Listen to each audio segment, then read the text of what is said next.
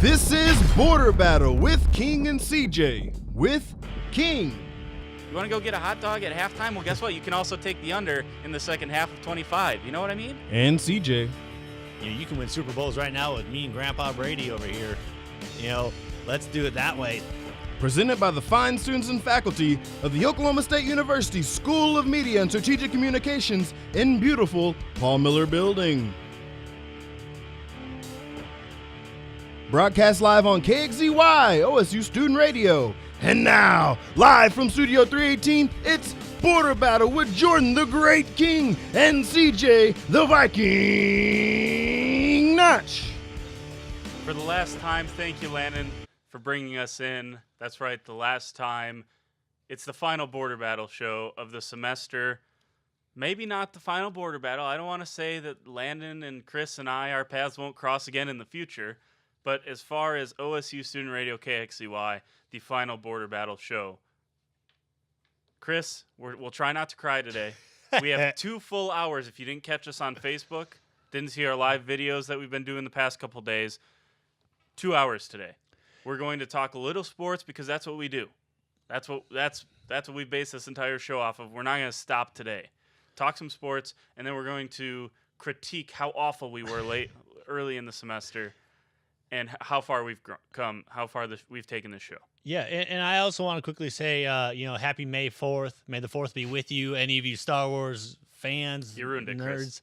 Hey, I just had to say it, man. May the 4th be with you, because it's May 4th. So, yes, you probably didn't have to. But anyway, see, Chris and I arguing all the way to the bitter end. Right before we came on, we were arguing. This is the relationship that we have. This is the dynamic that we believe makes this show so great. Again, thank you so much for your support, whether you listen on OSU Student Radio, our live stream on Suddenlink Channel 112, YouTube Live, Border Battle On Demand. You can catch us literally anywhere. We got a bunch of stuff that you probably haven't seen yet coming up on this show. You got stuff that you have seen coming up on this show. We're going to recap the guests. We're going to thank our entire crew. We appreciate all the hard work from them over the course of this semester. We got some other people that we want to thank for sure. And we're going to end up bringing up our executive producer, Landon Green, in the last segment, because without him, we don't do this. And there's a lot of people that make what happens up here happen. But we'll get all to that emotional stuff later, Chris. The second hour. We're going to talk about NBA playoffs. And I'm going to try not to get emotional talking about how great LeBron James and Kevin Love were last night, ending this series against the Raptors. The series is over. We're now talking about whether or not it's going to be a sweep for Cleveland. I don't know if this series returns back to Toronto. I really don't. 43 points, 8 boards, 14 assists for LeBron James. He accounted for 77 points last night, the most in his career.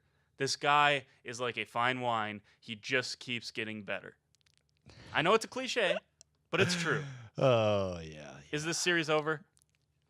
As much as I'd like to say no, it is. And the only reason I'm saying it's over is because the amount of stress that the Raptors are now under. Like, they're already under because they can't win in the playoffs. They can't get out of the first round. They finally did that. And now it's like LeBron's just doing his thing.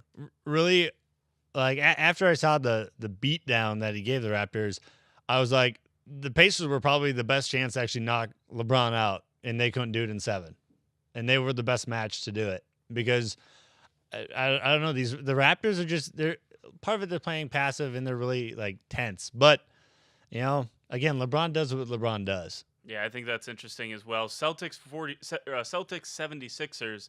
What about this series? I don't think it's over because when you look at how they did against the Bucks, they couldn't win a game on the road.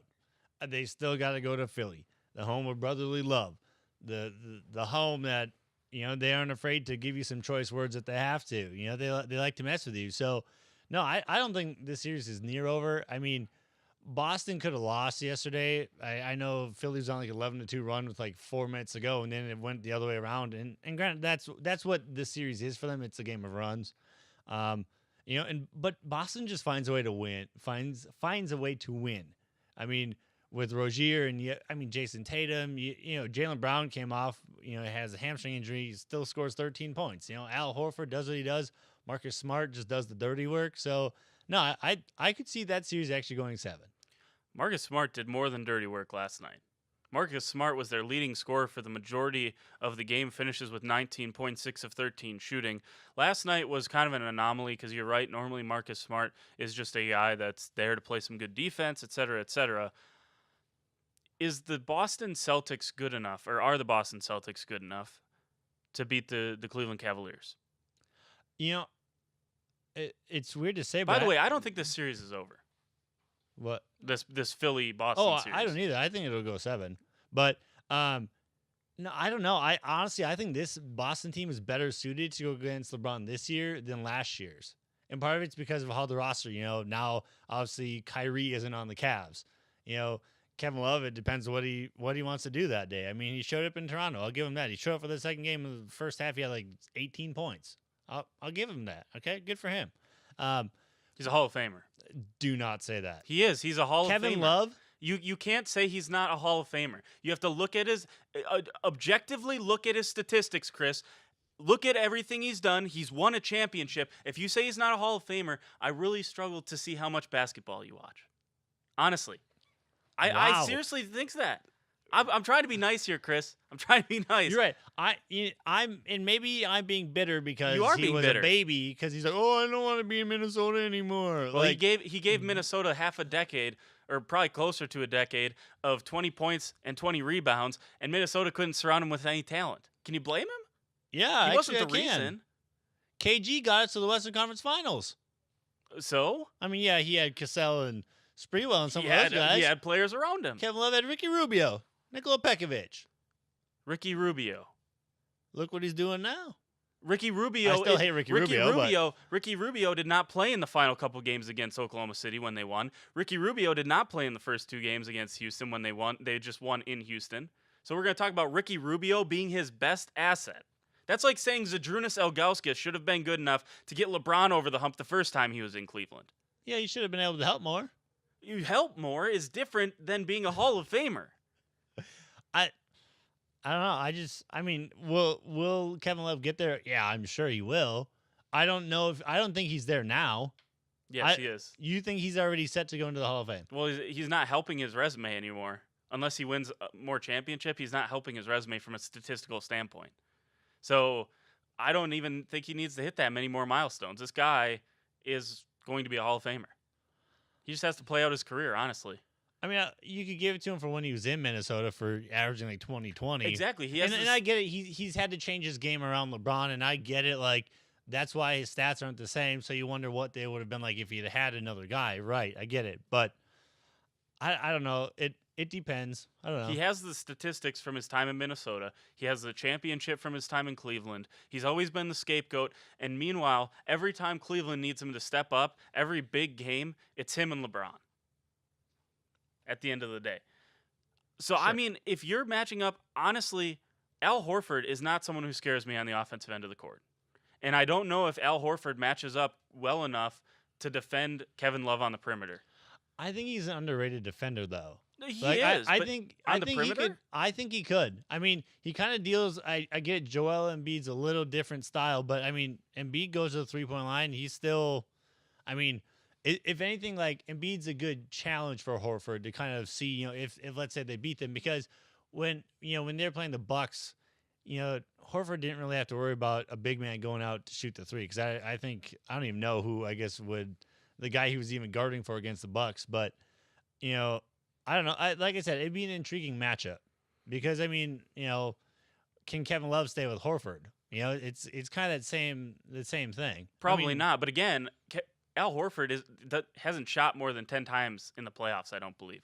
Unless there was a game I'm missing, he hasn't shot more than 10 times. So if you have the mismatch, is Boston really just going to switch up the way they play when they get to playing Cleveland? Because if you're doing that seems like a dangerous road to travel down. I guess for me, my thing is, does Cleveland have the people to contain, let's say Jason Tatum? Like obviously LeBron's going to cover, either Rozier, Tatum, or Brown potentially, or even maybe Marcus Morris. But it's like, can the rest of the guys besides Kevin Love and LeBron, can they contain their guys? Well, let's look at the flip side of the coin then. When you get to this series, who guards LeBron? Honestly, I can see Marcus Smart. I think it'll be Marcus Smart too. He's gritty. Yes, he's undersized. Like there's a size mismatch. So if in the post, yes, they're hurting. That or Marcus Morris, because I like Morris isn't as good of a defender as Smart, but he's got the size. He can at least, I can see him becoming the help defender all the time. All those two will be guarding him the entire game. One of the two will be guarding him. That's the best matchup that Boston can throw at him. I still don't know if it's enough to slow LeBron down. And then you Terry Rozier, Jason Tatum, are these guys really guys you're going to believe in when it comes down to staying with and shutting down like Kyle Korver, maybe Korver, but J.R. Smith? Can you shut all those guys down when you bring in Jeff Green and Tristan Thompson off the bench? If Cleveland decides to go really big and have LeBron as their 2 and J.R. Smith, or LeBron as the 1 and J.R. Smith as the 2, because they can do that. Yep. How do you match up with that then? I think part of it though too is like J.R. Smith, if he's on or not, because if he's having a bad game, like he just mentally just, to me that's J.R. Smith though. Like he can either be on or he's not. I know game 1 against the Raptors he contributed for like 20 points. I think he went out for like that. In a sense, now that's like a rarity to see J.R. Smith go off that much. But yeah, I don't know. Again, I think if you're the Celtics, you make anyone but LeBron or Kevin Love, I guess for that matter, beat you. If you how successful is that plan going to be? I mean, you're when's the last time a team has shut down LeBron James in the playoffs? Well, I mean, the Pacers did it from time to time in this last round, but yeah, I mean, still are you going to contain it forever? 20s. No.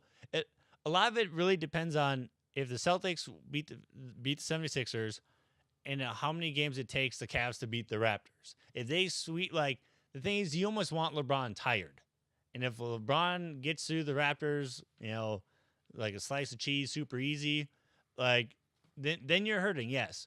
But that's why like the Raptors should never lost game 1 because LeBron was just coming off of a 7-game series against the Pacers, a physical series, and yet you couldn't even close it out.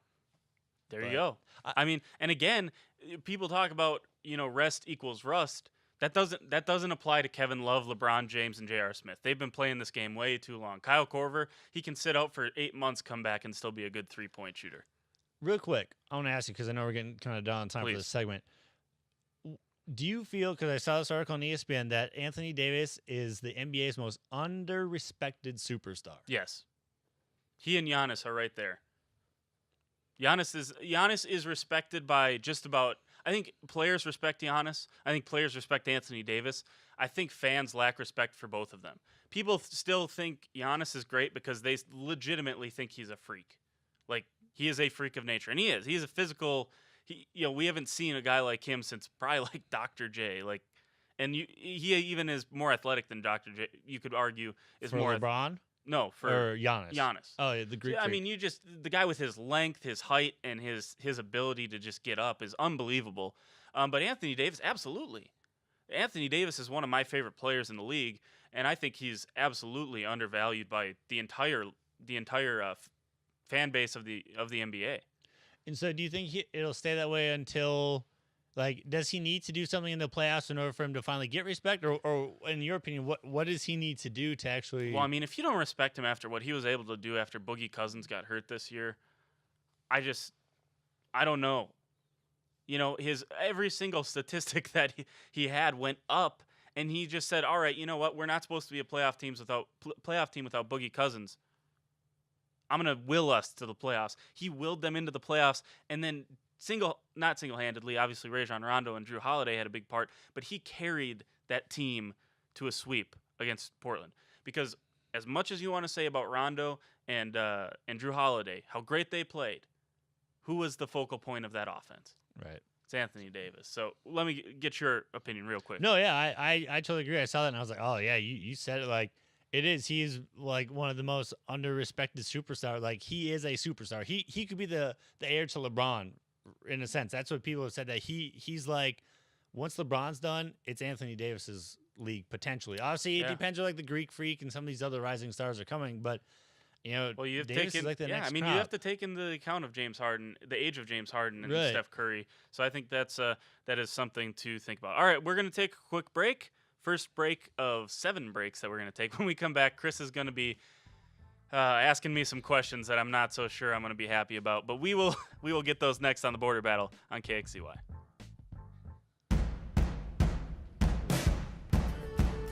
When you give me a time, just put your in front.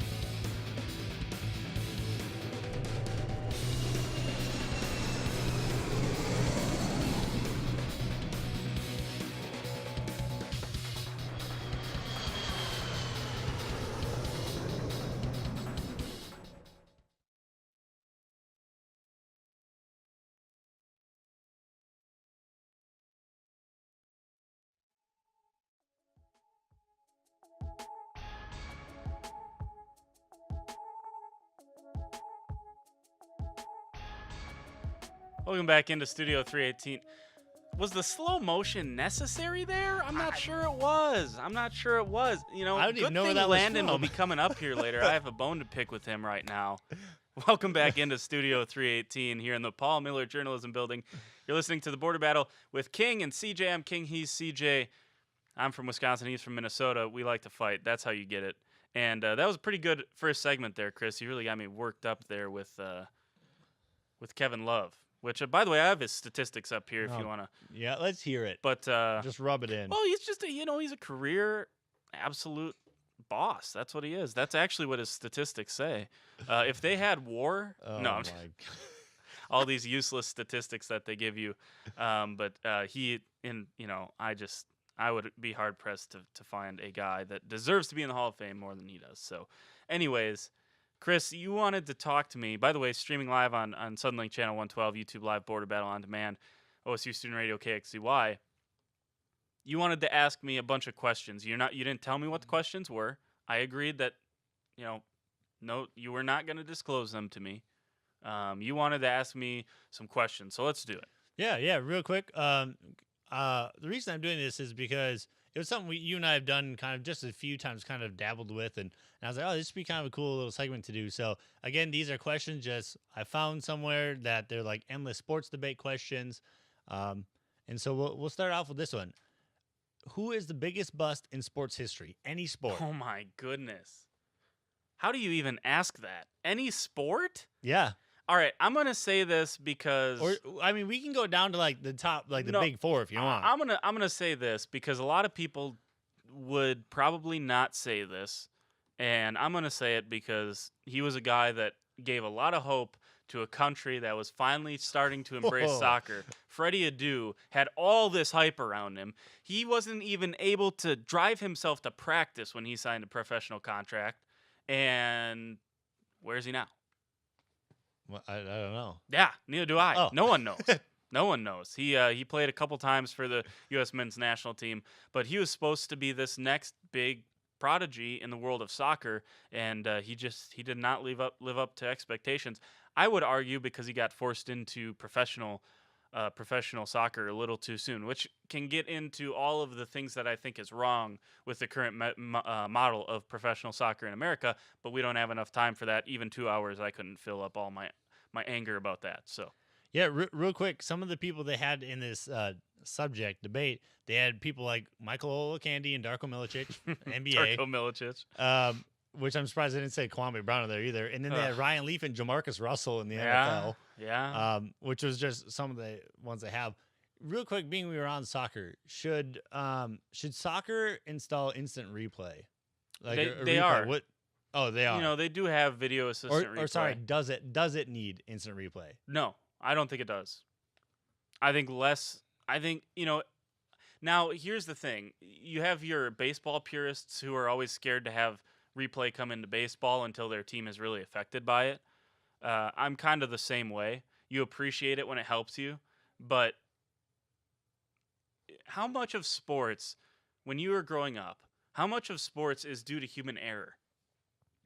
Yeah, a good amount. Right? Because if you make an error as a player, it costs your team. If your opponent makes an error, it costs them. Why can't referees make errors? And believe me, out of all people, I'm probably the worst person to ask. I led my team, my high school soccer team, in yellow cards because I couldn't keep my mouth shut complaining to a ref. So that's the way it goes. I'm the worst about this, but at the same time, why can't we let refs make mistakes? That's my issue. It's going, in 5 years, it's all going to be instant replay in soccer. You're going to have everything. So it's going to slow the game down. And the one game other than hockey that I believe was still like fast paced enough, and people bash the lack of scoring, but it's continuous action in soccer. So that's going to suffer a little bit, but that's the way it goes. All right. So this next one, I'm going to give you the question, but then I'm going to read you on this Bleacher Report where I found this, what it actually says, and to kind of really get your take on it. So was it Phil Jackson or the players? So now quoting, there's no denying that a guy who has 11 NBA titles as a head coach is one of the best ever. The question is he the best ever? Great players make great coaches.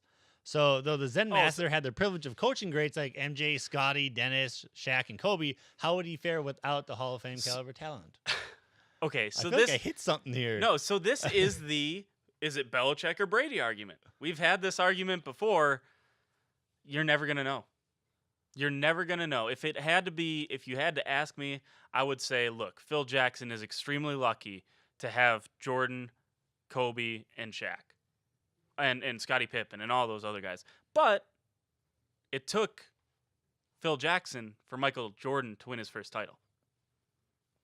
It took Phil Jackson to get Kobe and Shaq going, and then obviously that got dismantled, and then Kobe won one later in his career. It took Phil Jackson for that too.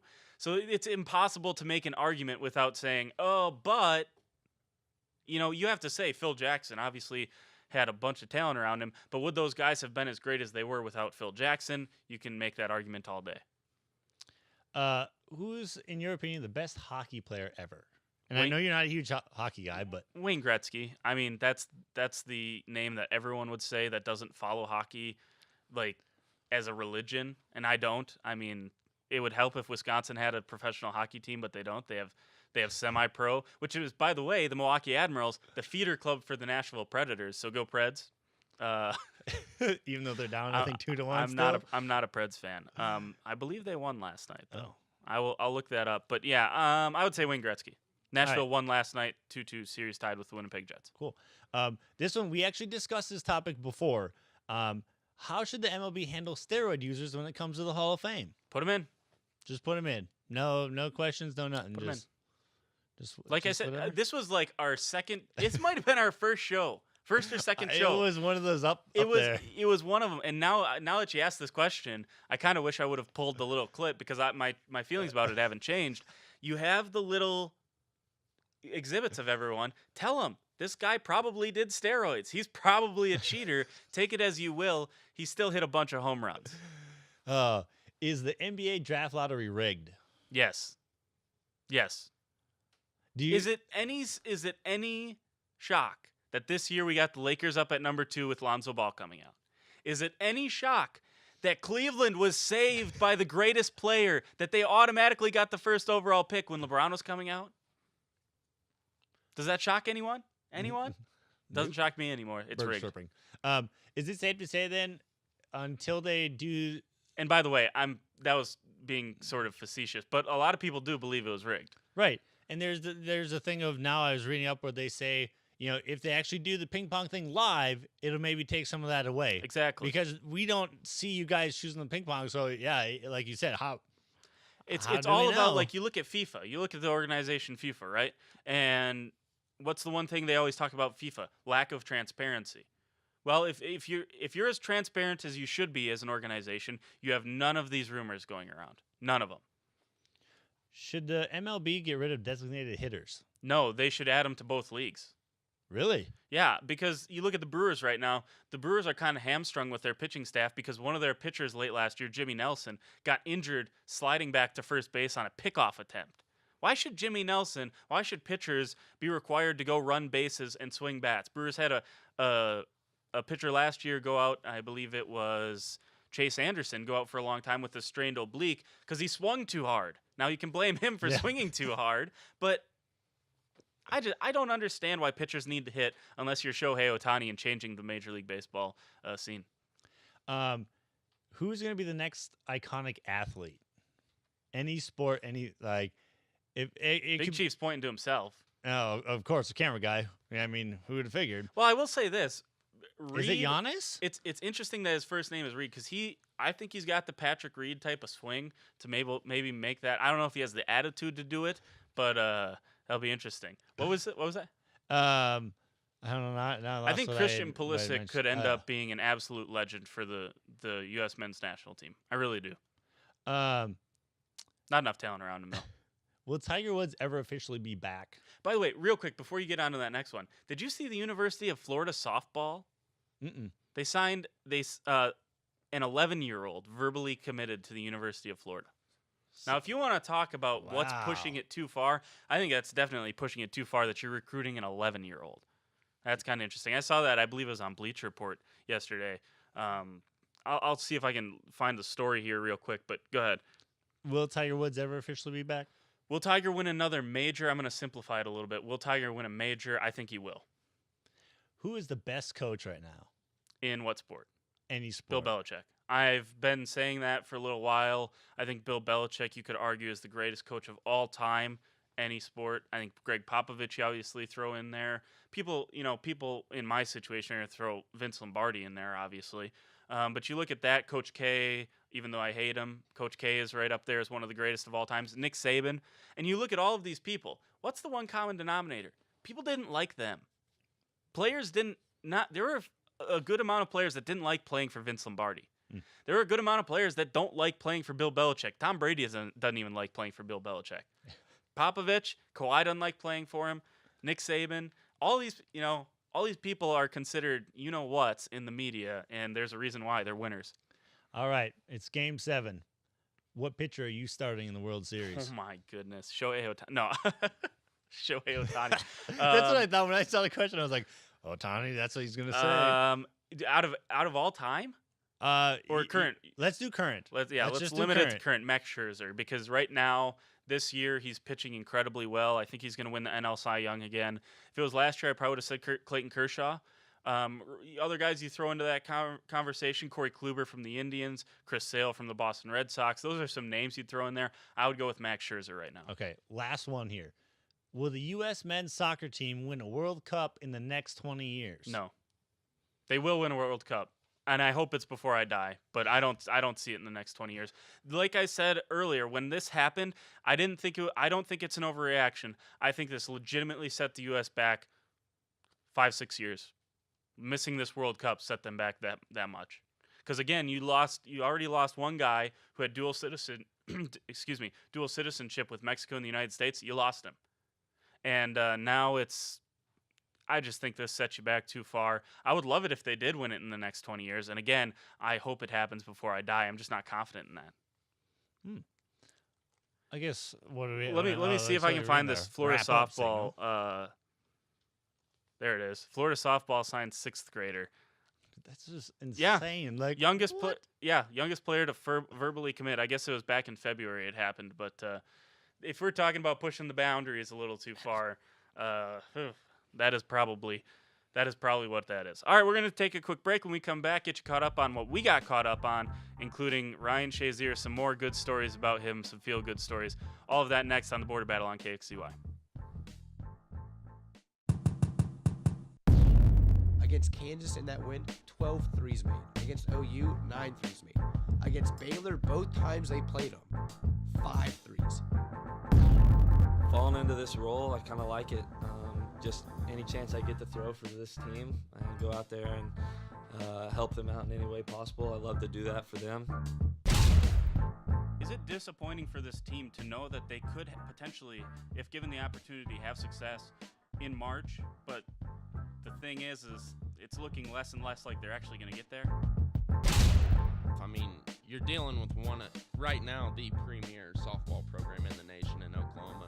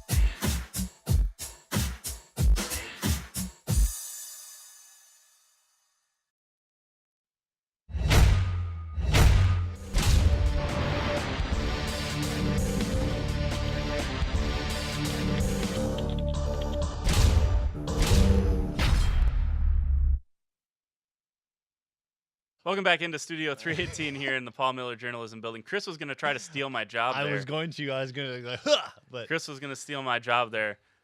This is the Border Battle with King and CJ. I'm King, he's CJ on OSU Student Radio KXEY, Suddenlink Channel 112, YouTube Live, Border Battle on Demand. We're just having fun today. It's the last day before finals week starts.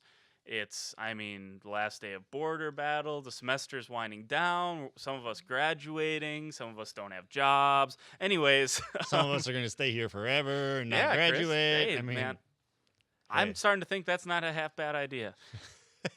Anyways, you had a couple more you wanted to ask me real quick before we get to the ticker topics. Yeah, because we'll we're get having to some those. fun with this. Yes. Could the Heat Big Three back when it was Wade, James, and Bosch beat the Bulls of the 95-96? I'm going to say no, but here's why I think they could potentially do it. You look at the difference between in the 80s and early 90s and now, like the size of players, you look at how much they worked out, the difference in athleticism, the difference in diets. Like, now we know that Michael Jordan was probably out partying more than he probably would be. If that happened today, it probably wouldn't be as accepted as it was back then. So I would be interested to see like how that would shake out between the two. Okay. Will Pete Rose ever be reinstated? He should, but he won't. He should. Okay. Last one then. Then we can get to our ticket topics. Should athletes be paid as much as they are? You can't complain about it if you're sitting there watching them every Sunday. I've seen people who will not get off the couch from noon till 10 o'clock at night watching football and complain about how much the guys make. I've seen it happen. And you know what? Who's paying their salaries? You are. Because CBS, NBC, Fox, they're all getting a ton of money with your eyeballs glued on the TV and not moving off the couch for 15 hours. Not only that, and this will go right into, I guess, our first ticker topic. Look at people like Ryan Shazier. Like he's 25. Has scary neck injury, everything, paralyzed. Luckily now he's getting moving back and able to walk a little bit. He's making good strides, but that's why, especially in football, some of these athletes get paid what they do, because any given Sunday when it's a season, their life could be over in a sense. Like physically unable to move, whatever, paraplegic, whatever. I mean, that's the danger, especially of that sport. So. For me, I agree with you on that. But yeah, there's no one to blame but ourselves. If we don't want them to get paid so much, stop watching them. Yeah. Stop going to the events. Stop spending $150 on a day to go to an NFL game, right? Mm-hmm. Don't pay $8 for a beer there. It all makes sense when you add it up, and that's why they get paid so much money. All right, you mentioned Ryan Shazier. The Steelers converted his contract to a signing bonus. The nice thing for Shazier is now he gets all that money right up front. He gets it immediately. It's a signing bonus. There you go. Now, that's a good story, and I understand that. And I don't want to say that this is why the Steelers did it, but you got to remember this is a business, right?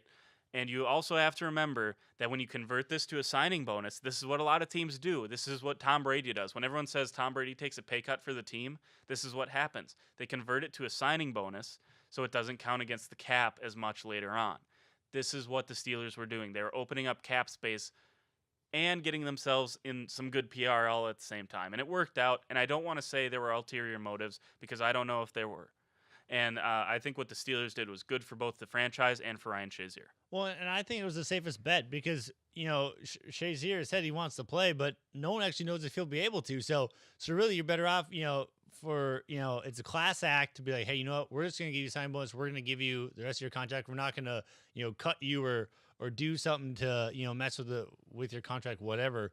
We're going to give you what you were owed. It was an unfortunate accident. And, again, because like you said, it's a business. They have to think of what's going on next. They got to look for potential other guys to sign to fill roles. And again, Shazier may not, if he does, let's say, come back, it may not be for another 5 years or so, depending on, if he's able to get any, full mobility back. Yeah, he's got a long road to recovery again. So, again, I don't know what his contract structure was like. Maybe that was guaranteed money left. In which case they would have to pay to him at some point. But either way, this was a really good, really cool story. And then obviously you understand it from the other side as well. So all parties involved, good things happen. Not so good things happened to the Dallas Cowboys yesterday. A Jason Witten press conference announced that he will be taking on the analyst role for Monday Night Football. So a couple things I want to get to. First of all, the Dallas Cowboys lose Jason Witten now. How big of a loss is it? Because I argue it's more than just a tight end you're losing. Oh, yeah. You're not only losing a tight end, you're losing your locker room guy. I think he's a glue guy to me. He was there back when I believe it was Bill Parcells was actually coach when he got drafted in 2003. So, I mean, he is the Cowboys organization. I think he might have been the longest tenured athlete for the Cowboys. Potentially, I would imagine. I believe being Romo was out. I believe he was, unless there's. It wouldn't shock me if he was. Right, but no, yeah, I mean, he's a great athlete. I loved watching him play all the time. I think he's fantastic, and he's one of the all-time best tight ends, and he's one of the all-time best people just for that organization. You talk about his commitment to the Cowboys, unparalleled. This guy was going to voluntary off-season workouts in February and March, did not miss a day until Monday. Did not miss a day till Monday.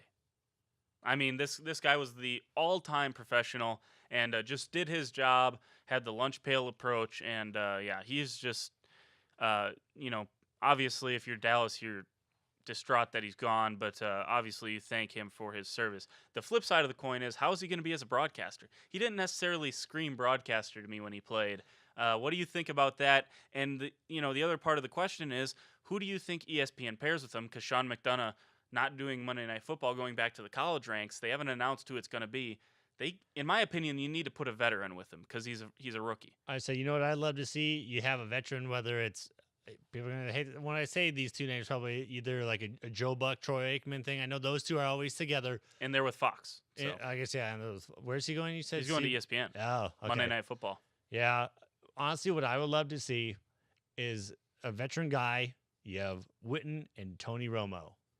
Romo's with I know, but I'm saying like I would love to see Witten and a 3-man booth. Like I would love to see Witten, Romo, and a vet. How is the play-by-play guy going to get a word in?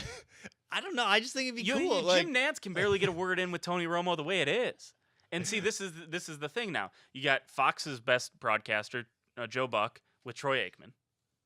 And now Troy's been doing it for a while, so he wouldn't necessarily need someone to carry him. But just in case Tony Romo wasn't any good at it, they put him with Jim Nantz. Jim Nantz can carry a broadcast. He's been doing it for... I said last night on Last Call with Kieran that I think Jim Nantz on my Hall of Fame or my Mount Rushmore of broadcasters. Oh. In my opinion. So you put him with him and kind of mitigate something. Now Tony Romo turns out to be a pretty solid broadcaster himself. But I just wonder with Jason Witten, he seemed like a soft-spoken, kind of fewer words, better than more. I just wonder how he's going to fit into this role where, because the analyst kind of has to carry the broadcast a little bit on TV. But I think at the same time, I think it's part of maybe his demeanor on the field in a sense. Maybe it was just that guy that, like, his actions speak louder than words on the field. Because in a sense, we don't know what happened behind closed doors in the locker rooms after games. And like you said, maybe he was soft-spoken. I don't know. I will say, too, with his career, like, that guy fought through injuries, too, all the time. I know, like, in his first 10 years, he'd missed one game, and that was due to, like, a broken jaw, which is when he was a rookie. Like, he played with when his spleen ruptured, he played. Not recommended, by the way. Not recommended you play through that. Still played through that. Well, one of the highlights that I'll never forget about Jason Witten, and will probably stick, when I think Jason Witten, this is what I'll think of. By the way, another future Hall of Famer, probably should be a first ballot. Probably won't get in first ballot, but should. First thing you think of with Jason Witten, when his helmet popped off and he just kept running. He's like, screw it. My job is to get this ball as close as I can to the end zone. I'm going to keep going. By the way, when the hit was coming, he lowered his head. This is like, who does that? And by the way, you'd probably get in trouble for doing that now if you didn't have your helmet on. You'd probably get a fine for endangering yourself. But I feel though, like, and maybe you're just kind of saying that. I don't know if he would, because if you're still going, like, at the same point, you're like, I'm trying to get to the end zone. Like, yeah. Like, if that happened because it was such a bang play, I'd be that guy. Like, I'd still be running if I could. I wouldn't. Really? You just not with like, other guys with these big, hard helmets on that could just absolutely end your career. No, thank you. No, thank you. I appreciate guys that are willing to do that. I'm not one of those guys, which is why I'm not playing football. All right, Matt Ryan becomes the first quarterback to $30 million. Well, first player, but obviously he was going to be a quarterback. First quarterback to hit $30 million per year. How does this play into some of the narratives that have been coming out of Atlanta? You had the Julio Jones thing, where he makes his Instagram account private and takes down all the pictures of him in Falcons gear. That was obviously concerning. And then that just happened to be a coincidence. And then they draft Calvin Ridley, and now you sign Matt Ryan to a long-term extension. Is all of this stuff, are we maybe seeing the end of Julio Jones? And we can get to that in a second. Let's push that to the back burner right now. Let's talk, first of all, about Matt Ryan. He obviously deserves $30 million compared to what everyone else got. You look at Matthew Stafford, he's struggled in the playoffs. He's getting 27.5 for Jimmy Garoppolo. He's only started 7 games. And then, obviously, the big 28, whatever it was, right around $28 million for Kirk Cousins, who, again, for all he's done in the regular season, has sucked in the postseason. So, obviously, Matt Ryan, you can't complain with him getting 30. You can't. The thing is, now he has to deliver. If you're getting paid this, heck, I'm just reading here too. He had like $46.5 million signing bonus, and then $52.5 million total paid out in the first year. Well, that's smart though, because right. Because again, he's got a $100 million guaranteed contract here, so you got to pay. You'd like to get that as much as you can off the board early on. Yeah. But yeah, that's my thing. I'm not surprised. I think he deserves it. It's just, okay, now you need to get back to playing, good football, get back at least to the Super Bowl again, and probably win one. Yeah. You're gonna be expected to win one. Right. And real quick, the Julio Jones, I don't know if it ends it. Think there's fire where we're seeing smoke? Do you think there's fire or no? There's a potential for it. I think it's still kind of it's smoldering a little bit. It's a potential. I think a lot of it depends on this year, how this year goes. I think it's one of those things. Real quick, though, how much does this help your guy, Aaron Rodgers? Well, if you're the Packers, you're a little bit concerned right now because Rodgers, if Matt Ryan is getting 30, Rodgers deserves at least 35. And if Kirk Cousins is getting 28, you could argue Rodgers should get 40. But, Rodgers, it'll be interesting to see. I had this conversation with Kieran last night. Rodgers could go two ways here. He could go the Kirk Cousins way, not be friendly to the Green Bay Packers and say, I want 3 years, fully guaranteed, $110 million. That's what I want. Right off the bat, 3 years, boom. Hit me with that. Or I can be a little more team friendly and go, I'll stay around for 5 years. And after the 5 years, you're probably going to want to let go of him because he's going to be 40 years old, 41 years old. So how does Rodgers play this? Does he play 2 threes and kind of put the Packers up a crick, or does he go 1-5? So I think that's going to be interesting to see how Rodgers plays this out. I do want to say real quick, because Big Chief was laughing over in the corner over here, camera guy, about the whole Kirk Cousins thing. It doesn't even make me mad. I agree. Kirk Cousins still has a lot Still to hasn't prove. done anything. I'm in the same boat that you're saying. He's got to prove himself before we can say it was a good deal by the Vikings. Absolutely. And by the way, we're talking this 3-year all-guaranteed deal. That is very non-team friendly. So kind of selfish here by Kirk Cousins, a guy that hasn't accomplished anything outside of the regular season. All right, we're going to take a quick break. When we come back, we're going to start the look back. We're going to start tearing up and all that good stuff. This is the Border Battle on KXCY.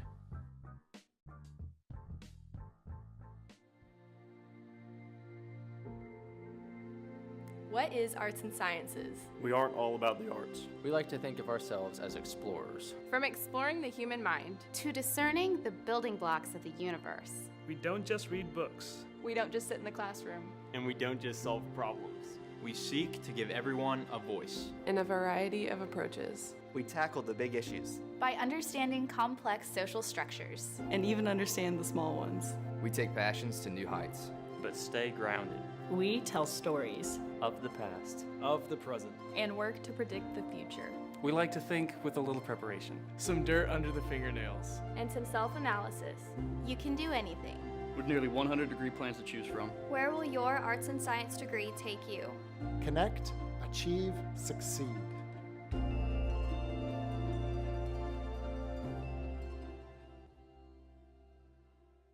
To our neighbors and friends, we come to you today to let you know what's on our hearts.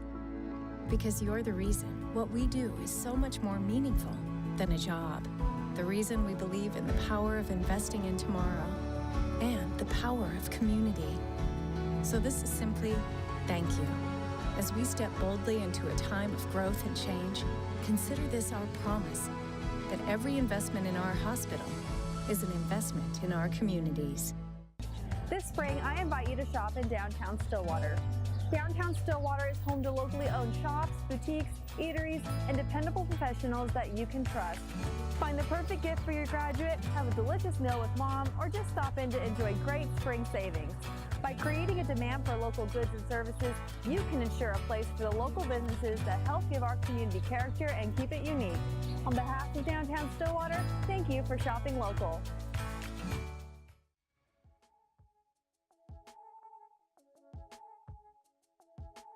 Welcome back into Studio 318 here in the Paul Miller Journalism Building. You're listening to the Border Battle with King and CJ on OSU Student Radio KXCY, Suddenlink Channel 112, YouTube Live, Border Battle on Demand, Facebook.com/Border Battle Show. That was a fun segment. You know, when you look at that, and we got a special treat at the top of the hour for the folks, but you look at that segment right there with former Stillwater Mayor, now Gina Noble, picking her bracket. You know, that was one of the, we kind of turned a corner with this show. We took it outside the studio for once, and that was a really fun segment to do. And obviously, unfortunately, the Oklahoma State Kansas team didn't win the entire thing, but that was a fun one. And when you look at that, Chris, we're sitting here in the studio. We got the 3-camera setup. We got however many people on the crew working hard for us. Last year, I kind of said to you, we were kind of joking around, you and I. We'd just kind of started hanging out a little bit more. And I kind of joked around to you, man, we should do a radio show.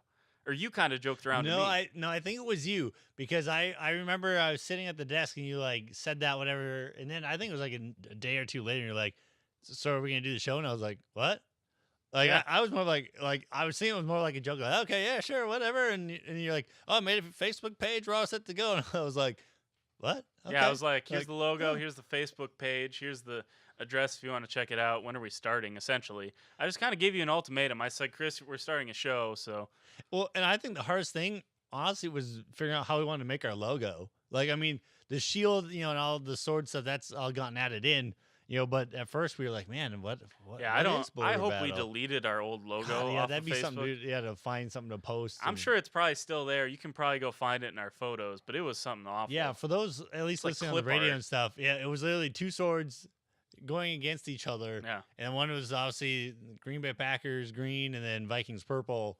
And I think it's a Border Battle on it. But yeah, that was ugly. But again, I think we kind of planned it out a little bit, as much planning as we did back then, which was not much. Came back from spring break, and there it is. Reed found it, so it is there. If you want to find it on Facebook, we haven't deleted it quite yet. It's awful, so I will warn you of that. But some good clip art. Anyways, we go on spring break. We come back. First Tuesday, there we were sitting there blubbering about the NCAA tournament, not really talking about much, not really having any structure. I think the first time we came in, it was, all right, here's a new show on KXZY. We're Border Battle.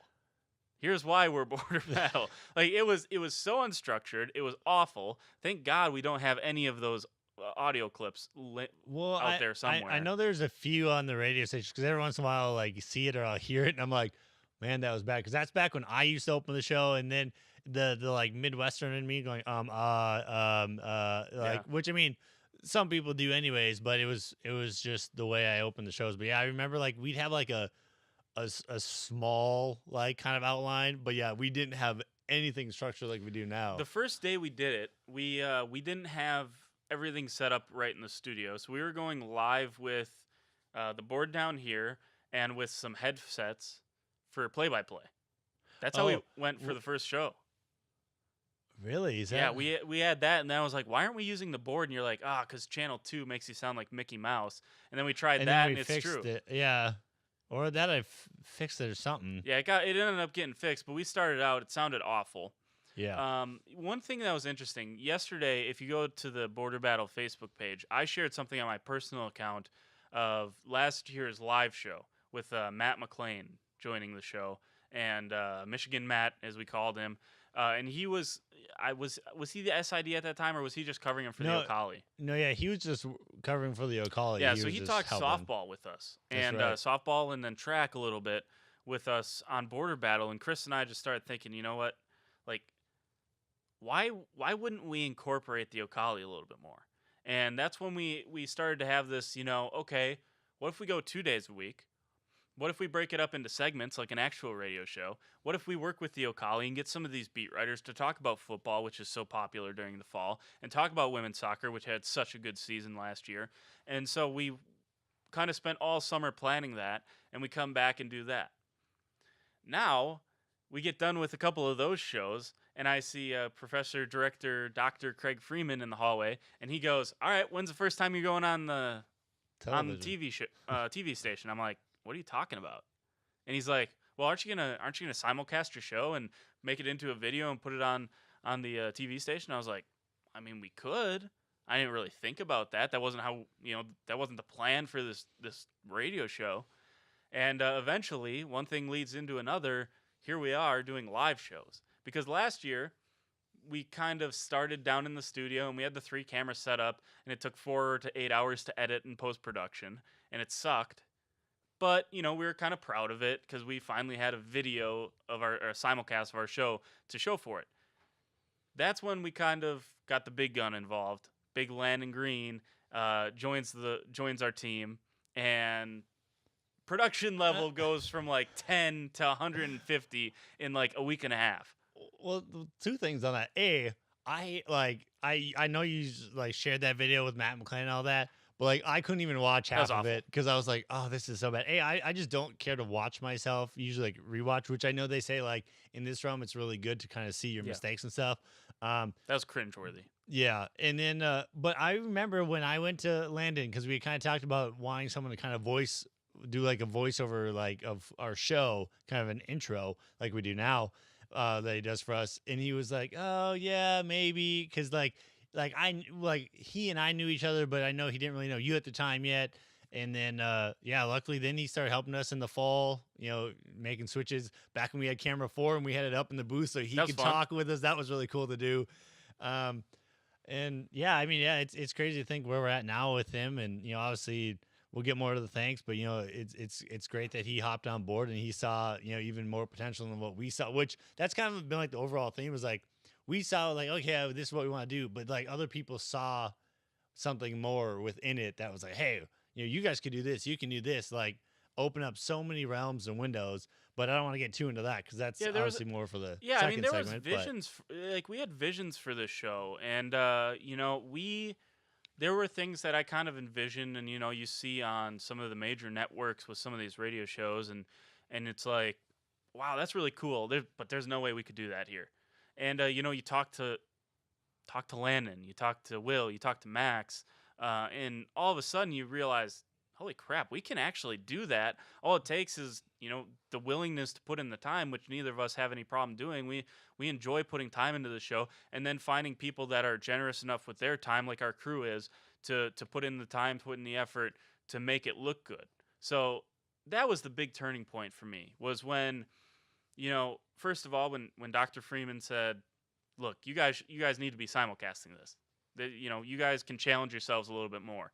And then we go over, and then Landon gets on board, and that was the huge, that was the biggest thing for us, because we could have sat up here in this studio and turned on all the cameras and had the same problems that we had before, because we did that for a little while. Yep. And we had Landon there who knows the tech side of it a little bit better, knows everything up there as far as the switcher and the video stuff goes, and made this transition smooth as can be. Yeah, and really kind of add to that, it was almost like it was a pipe dream that turned into like reality. Like it was more of that sense of like, oh yeah, this would be cool to do, but like, yeah, we know it's not going to happen. And then, like you said, then you get Craig kind of, getting his words in, that's then the creeping in, and then you get, Landon on board, and then you get Max, who grateful for all the stuff Max been able to do, and even Will, helping get all this set up. But yeah, it's crazy to see, like you said, looking back on where we started a year ago, and then last fall, like every semester has been another step towards not only improving as our own, but just improving this whole show. Yeah, and it's given us a really cool opportunity that, not everyone has, and we understand that, and we realize that, and we're obviously very appreciative of the fact that not everyone gets the opportunity to, to say that they're one of the first live shows to ever go on this channel, and we are. And not only that, if it wasn't for this show, it wasn't for everyone else, we wouldn't have gone to New York. Absolutely we wouldn't have been a finalist for our viewers and the crew and everyone helping. Like that would have never happened either. Like that was like an added bonus to what we've been able to do now. Yeah, and we're gonna. I would be very shocked if we aren't out in New York again. Yeah, hopefully. I really would be. But, working though, we're putting the pressure on someone else. So we'll see next year. Obviously, we're excited with where it's going, where it's headed, this entire program. So we're gonna take a quick break, top of the hour, and come back with hour 2 for the first time and the last time. This is Border Battle on KXCY.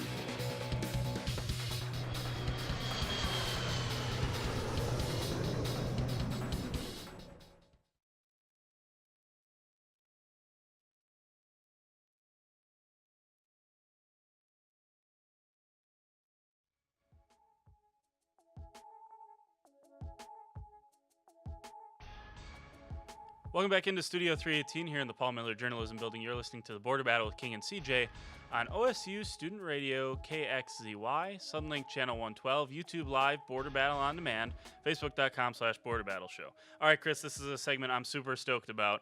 We are about to show the first ever segment of the semester. Do you have any words before we show it? Now that really all I've ever wanted to say, just because Landon always says it, and being it's our last show, and we like to have a little fun. Every time you go like KXUY, I want to be like the Cougar. Yes, if we had some better imaging from the GM. Wish. You know, hey, I'm not the one to ask. Maybe ask the GM of KXUY if he could maybe pull some I got to strings. get him the GM of KXUY right now because he has not been doing his job at all. It's Chris. Anyway, it's me. So. Anyways, you are about to see. Here it is, and then we'll come back afterwards. We'll have a few minutes afterwards to kind of break it down and analyze how awful we were back then. But you're about to see. Here it is, the first ever from this semester segment of Border Battle.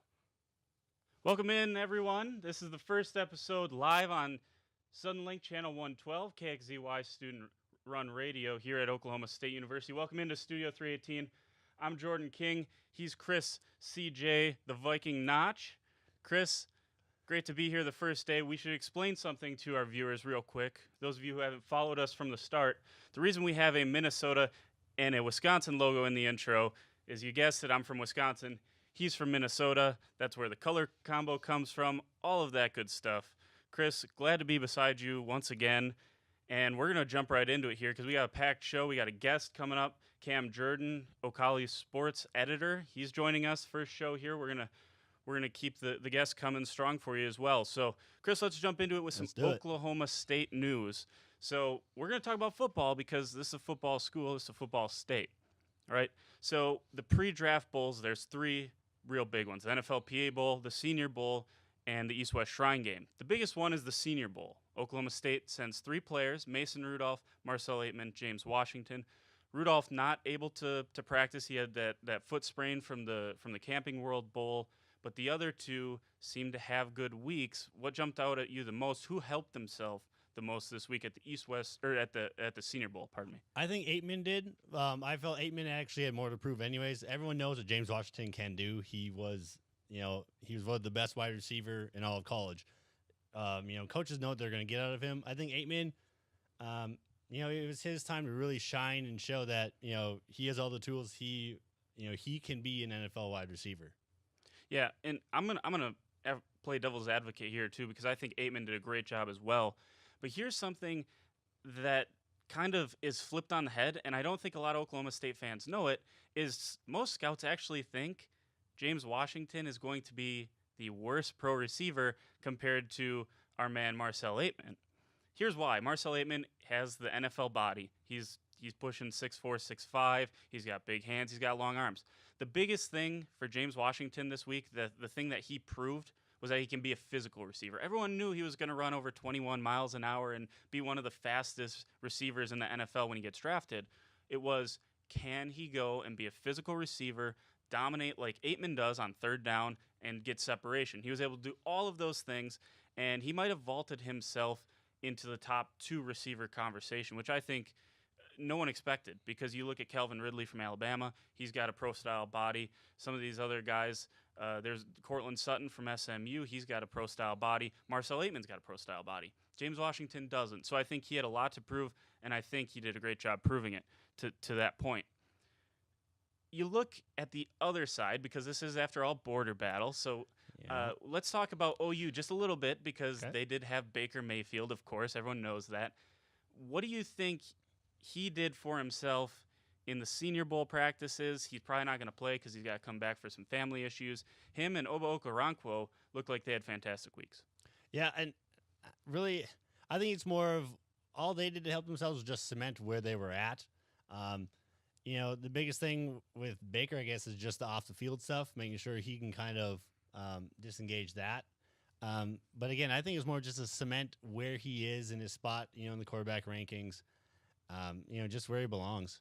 Right. I agree with you there. And Okoronkwo, I think, might have jumped himself into a lock of the first or second round, which is important for him. A couple small school guys, Marcus Davenport, maybe to keep an eye on for my Green Bay Packers.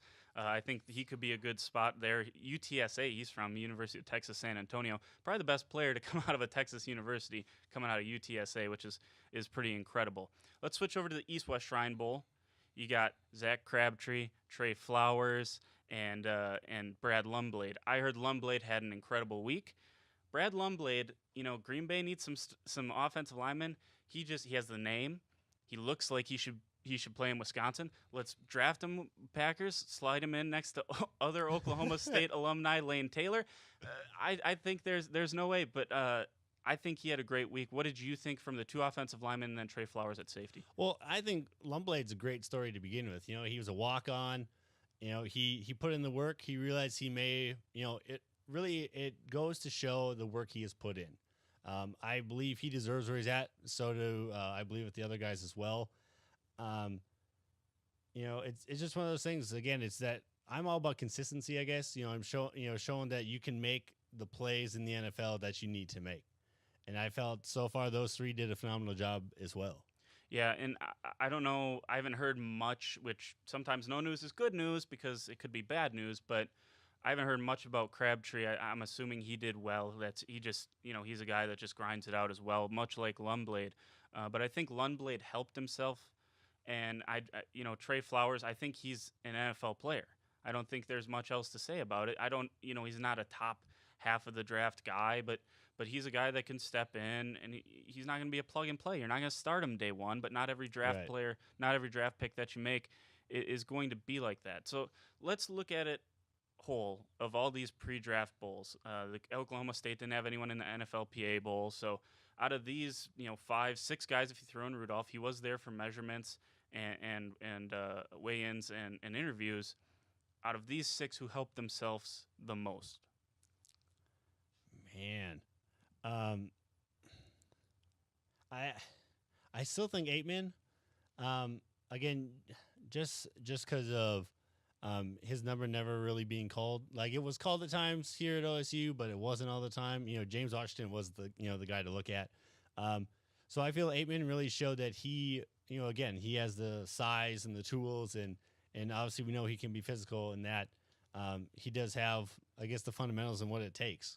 Yeah, I guess I'll go Aitman because I think when you look at Aitman, the biggest problem that he had was he wasn't allowed to show his consistency. He was hurt last year, and he comes in and steps in this year and plays well, but everyone says, well, is that something he can carry over future?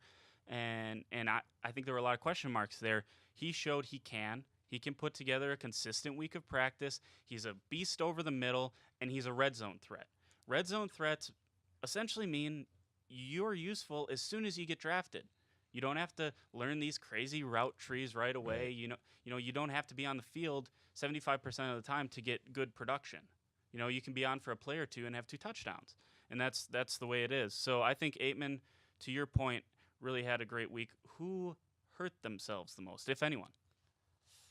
I don't know. I guess I don't know if there's someone that really sticks out that hurt themselves in any ways. Kind of to go off of Crabtree, I guess, I know he kind of had an injury issue too. I guess I felt like this year here, he kind of was in and out at times. I think he dealt with his turf toe and all that. But I don't know. I really don't know if anyone really hurt themselves all that much. I don't think there's one that jumps off the page, but let me throw one out there, and I'm sure you knew this was coming. I'm sure everyone that knows me knew this was coming. I'm going to say Mason Rudolph hurt himself the most. I'm not a huge Rudolph fan to begin with. I think he's a fine player, whatever. That's all fine and dandy, but we got some good quarterbacks, not great ones, but we got some really solid quarterbacks at the top of this draft. So you know what that means? When all the quarterbacks are bunched up, scouts are going to start to nitpick. When you start to nitpick, a guy coming in and getting his hand measured at 9 1/8 inch, that's not good. That's not what you want. If you're a quarterback, there are a lot of concerns about small-handed quarterbacks in the NFL. You look at some of the guys that come out, it's height, Russell Wilson, Drew Brees, and it's hand size and stuff like that. Whereas these other athletic positions, running back, wide receiver, it's about the 40. It's about can you run routes. It's about can you block. All the intangibles, there's other things you look at and nitpick for at quarterback. And quite frankly, you add this to maybe the lack of arm strength that some scouts have about Mason Rudolph, and it's not something that adds up and really gets you hyped. I don't think he helped himself, which part of that's about the injury. But to not practice and still get docked by a lot of scouts is not something that you're obviously a goal that you're going in looking for. But we'll see how it goes, because some of these quarterbacks are looking like they're taking the next step forward, Baker Mayfield included, as awful as that is to say here in Stillwater. But let's keep on this quarterback train, because one other question I wanted to ask you was, you saw Josh Allen in the Senior Bowl, you saw Baker Mayfield, and then you saw kind of a bunch of third or fourth tier quarterbacks. Who should be ranked ahead out of those two? Because obviously Rosen and Darnold didn't go. I again, like you said, with people not liking this answer, I still think it's Mayfield. Again, Allen was one of those people, especially after the hype came from his junior year, where he was he came out of the woodwork, came out of nowhere, and then this year I felt like, granted, it doesn't help if you're a good quarterback, you don't have a lot of a good supporting cast. I don't feel like Wyoming was that great of a team, I guess, to begin with. So I felt like that was part of his issue, was not having the help with that. But I would still put Mayfield ahead. Here's a couple things I want to talk about. I don't think Mayfield's supporting cast was that great either. Who even heard of Hollywood Brown before this? Yeah. Before, Gus Johnson and Bedlam made him an all-star in the state of Oklahoma. I'm not going to say that they don't have talent. Okay, they had a great tight end. They have two great running backs and some great young talent at wide receiver, but nothing of experience in Oklahoma. Here's the thing about Josh Allen. I really dislike anyone trying to protect Josh Allen by saying your teammates weren't that good. He graduated, and there would have been plenty of Division I schools that would have taken him as a graduate transfer. So that is you cannot say that if you're Josh Allen. That's your own fault. You decided to come out instead of grad transfer. So I think that is something that's big. And also, here's a quote my brother sent me from one of the scouts from the Senior Bowl about Josh Allen. Josh Allen, he's always known for his arm strength, maybe not the accuracy. He said, this was a quote from a scout, Josh Allen could throw it through a barn. That's how powerful his arm is, if he can hit said barn. So I mean that that pretty much sums up what Josh Allen is as a passer. He's got the arm strength to take it to the next level. It's can you fit it in the windows that are a heck of a lot more tight in the NFL than they are in the Mountain West or whatever conference Wyoming's out there playing in that no one knows about. Well, so then let me ask you this. Do you feel it would have been in Allen's best interest to actually stay and be a graduate transfer? Is that kind of what you're thinking, that he's almost better off kind of getting his tools figured out? It depends if he wants to be a franchise quarterback or if he wants to get paid. Because this way he's getting paid. He's getting drafted high. He's getting paid. That way, you go back, that's a risk, because not only are you risking injury, you're risking actually flopping at a big Division I school, and then you're running into some problems. So I think when you look at it, Baker Mayfield's probably the more complete player, but Josh Allen's more pro-ready than anyone else. And you kind of compare that to like Mason Rudolph, because I think Mason Rudolph's more pro-ready than Baker Mayfield is, and it bugs me when people say, well, you look at the offense Mason Rudolph ran. You can't translate that to the NFL. Well, then you gotta say the same thing about Baker Mayfield, and very rarely do people do that. So I think when you start talking about this nitpicking that I was talking about before, you got to be fair about it. That's the biggest thing. Just a quick note on a couple of my Badgers. We'd talk about some Gophers if they were in any of these pre-draft bowl games. But Troy Fumagalli looked like he had a great bowl for Wisconsin. He's a tight end, maybe vaulted himself over Mike Gesicki from Penn State. That's important. And then a couple of defenders that look like they could actually play in the NFL, which has always been kind of the issue with these Wisconsin players, is can they play at the next level? They're so dominant in college, but can they play at the next level? Well, we're going to catch a break. When we come back, as I said, special treat for y'all. We got Ocali sports editor and men's basketball beat reporter Cam Jordan. He's going to talk some Cowboy basketball. Plus, stick around later. We got some thoughts on the MLB Hall of Fame. You're listening to the Border Battle on OSU Student Radio. All right, welcome back in here. We're live now. We're live again. Chris did not teleport through time. He just happens to be wearing the same shirt and have the same length hair and the same length beard and everything all the same. Which is funny that, that's what everyone, luckily Logan had pointed that out to me. But then they were like, Jordan in the actual first video looks like he's like 12 years younger.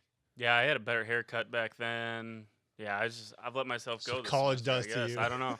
By the way, your mug is in the same place, so I am clearly with a time traveler here with Chris Notch. But Chris, we have about 45 seconds here. Break down how awful that was. Obviously, we had some overblown shots. We were probably a little too dark on your shot.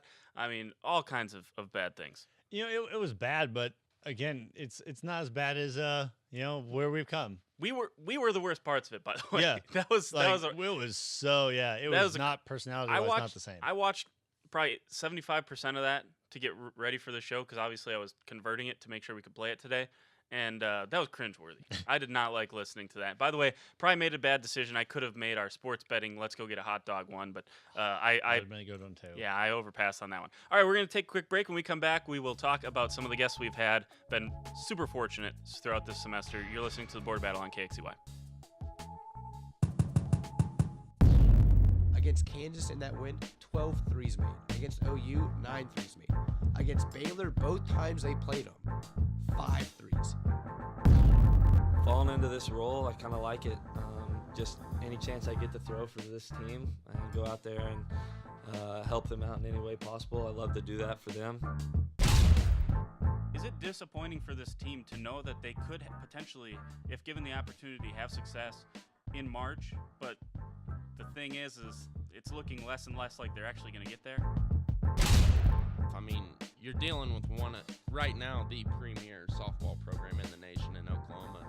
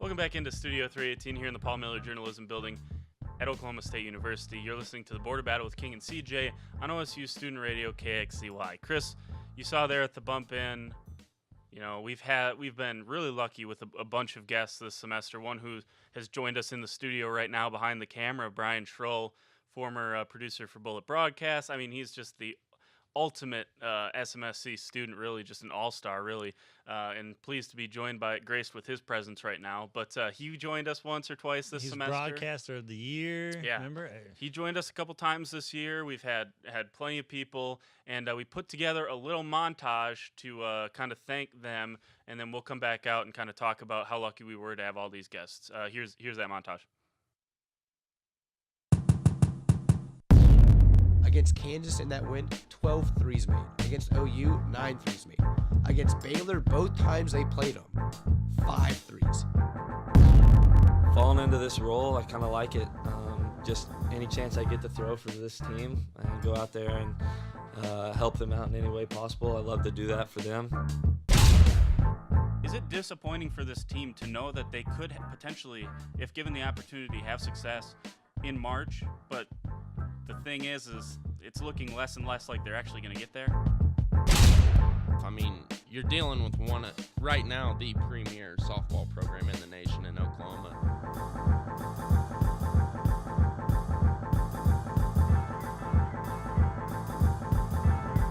got Cam Jordan, Ocali sports editor, with us. Between us, we got Brian Schroll, producer of Bullet Broadcast, another great show that is produced in this same studio. We're joined by Wade Haugen. Wade, thanks for joining us. Covers OSU Cowgirls softball for the Ocali. And between us, we have Cam Jordan, Ocali sports editor. I'm King, he's CJ. Between us, we have OSU Cowboys baseball pitcher, Carson Teal. It's Luke Garza joining the program right now. Luke is a beat writer for Pistols Firing. Again, the Dean of Arts and Sciences, we have Stillwater News Press's Jordan Bishop. Between us, we have the voice of the Cowboys football and basketball, Dave Hunziker. I'm joined today by Stillwater Mayor Gina Noble. Between us, we have Oklahoma State University head coach Mike Boynton. Joined today right at the top of the show here by Stillwater News Press's Jordan Bishop. Between us, we have Big 12 Offensive Player of the Year, Haley Woodard. Between us, Anna Beffer, former Cowgirl soccer player and now with Fortuna Tulsa. Welcome into Karsten Creek. Jordan King here with Coach Bratton from the golf team. Coach, thanks for taking out a few minutes to talk to us today. Sticking around for a second segment, we really appreciate it. Coach Colin Carmichael from the women's soccer team.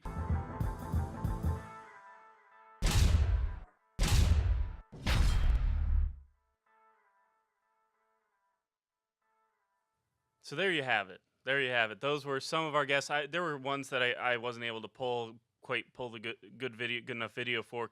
Dakota Gregory also joined us over the course of the semester. Kieran Steckley, he also joined us.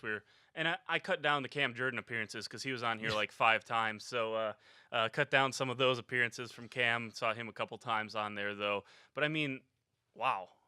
You look at this semester and look, we always wanted to keep pushing ourselves. So for me, this is going to be a little bit of a failure because we didn't get Ricky Fowler on. But if we had gotten Ricky, what would the next person have been that we wanted to get on? So, I mean, we were always – that's kind of what's nice about Landon, you and I, is that we were always kind of pushing ourselves to be a little bit better than the last show. So, but, I mean, man, Mike Boynton, Dave Hunziker, Coach Bratton, Coach Carmichael. You look at all the players, coaches we were able to have on, the Ocali beat writers, Brian Schroll, like I said – doesn't really fit into any of those categories. He's our stadium expert. Remember? Absolutely, stadium expert, Brian Schroll. There you go.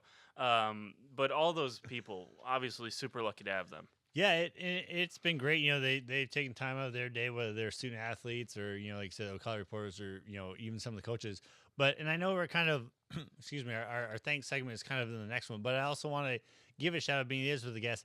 I also want to give a huge shout out to SID's Wade McWhorter and Ryan Cameron, because without those two being willing to work with us and help us get on the likes of Colin Carmichael, even the interview with Alan Bratton, you know, and the athletes that we've had on, if it wasn't for those two, especially SIDs working with us, allowing us to, you know, get these people on, yeah, we would have never been able to do this. So I also just want to give a shout out to those two right there. If they ever see this, I don't know, but you know, it's just a thanks for what they've done. Yeah, you know, it's really cool that you know, for most of the athletic department, there's good accessibility.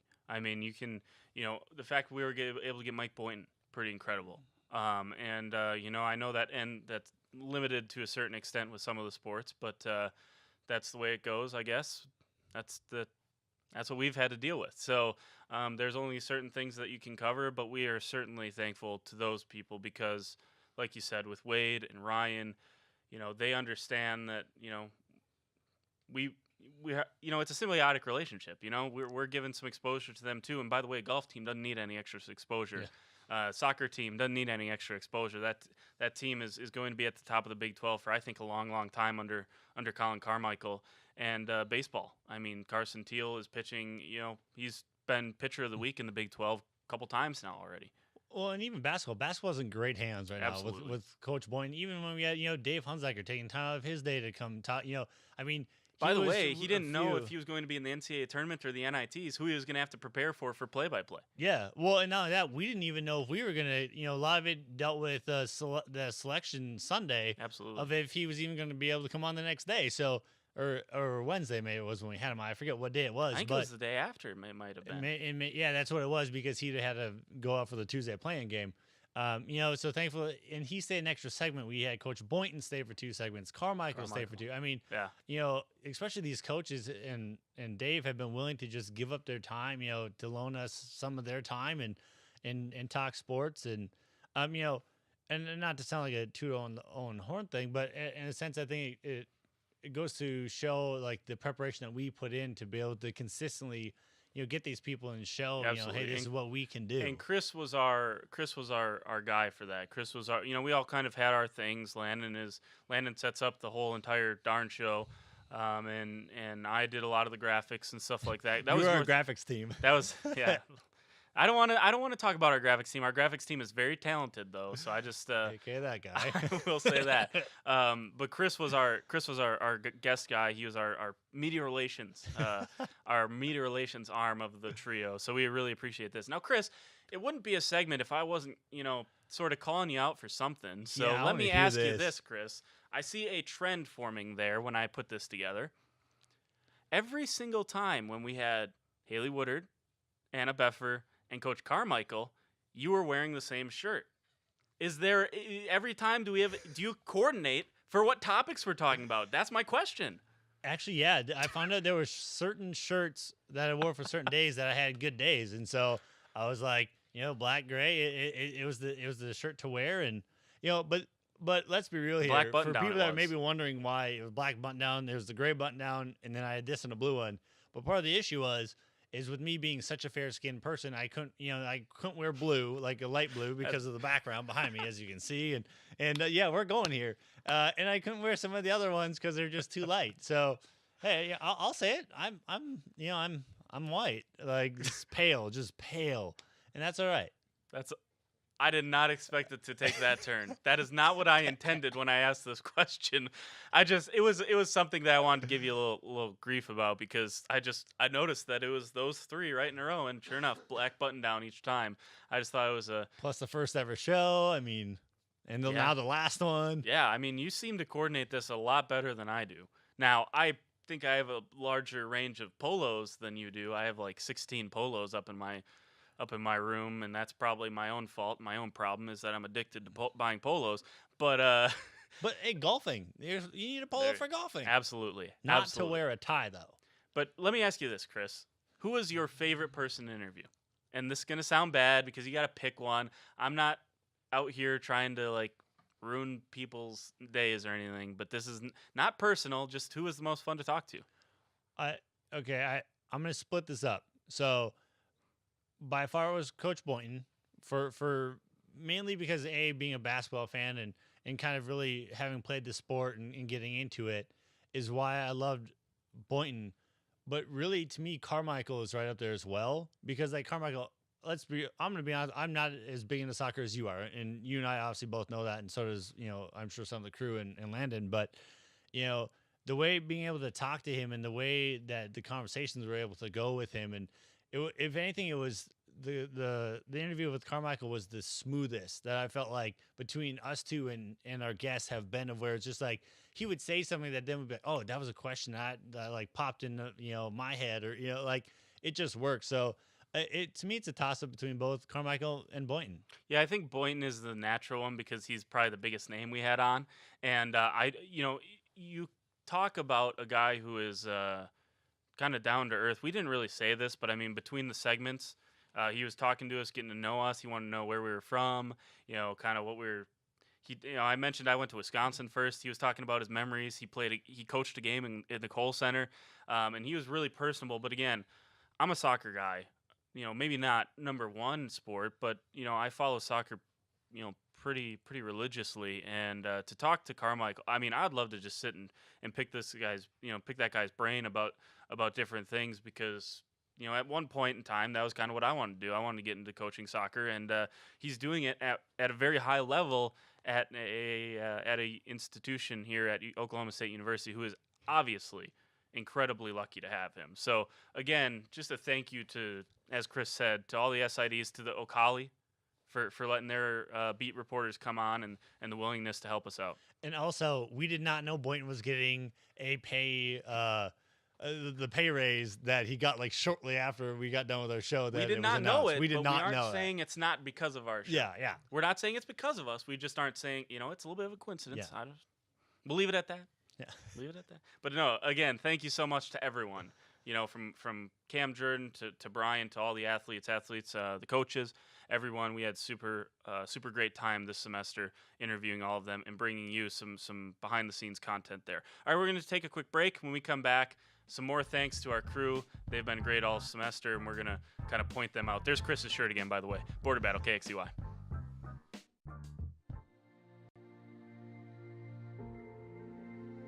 What is arts and sciences? We aren't all about the arts. We like to think of ourselves as explorers. From exploring the human mind To discerning the building blocks of the universe. We don't just read books. We don't just sit in the classroom. And we don't just solve problems. We seek to give everyone a voice. In a variety of approaches. We tackle the big issues. By understanding complex social structures. And even understand the small ones. We take passions to new heights. But stay grounded. We tell stories Of the past. Of the present. And work to predict the future. We like to think with a little preparation. Some dirt under the fingernails. And some self-analysis. You can do anything. With nearly 100 degree plans to choose from. Where will your arts and science degree take you? Connect, achieve, succeed.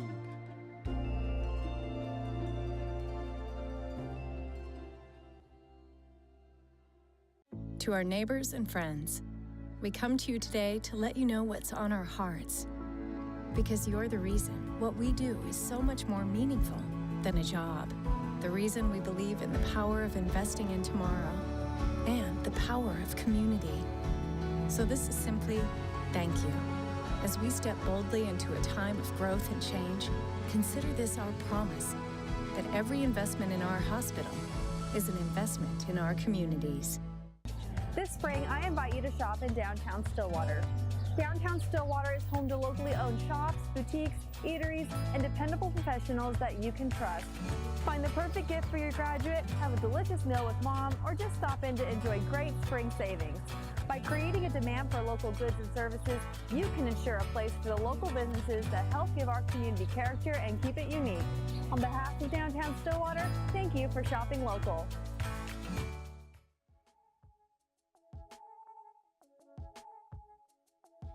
Welcome back into Studio 318 here in the Paul Miller Journalism Building. You're listening to the Border Battle with King and CJ on OSU Student Radio KXCY. Chris, we're down to 28 minutes left of our Border Battle careers that we think of our Border Battle careers.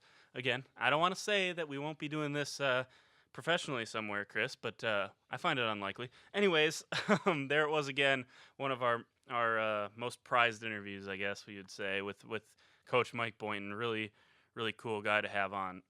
So again, we're going to be joined in the final segment here in 12 minutes or so by Landon Green, our executive producer, and we'll get to him and how much we appreciate him in that segment. That'll be a Landon Appreciation Day, I guess.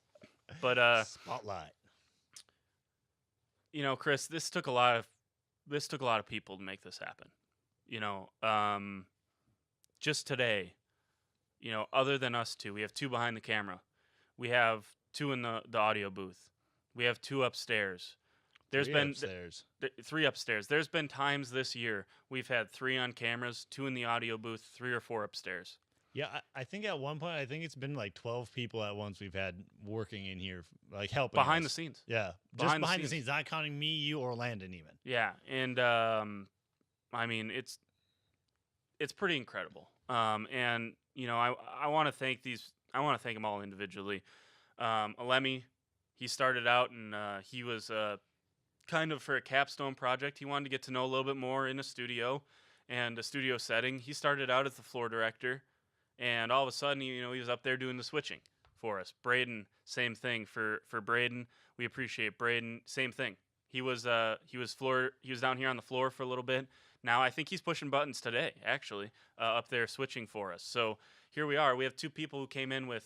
I don't know about Braden, but I know Alemi didn't have very much experience, and here they are, you know, producing directing the show, technical directing the show.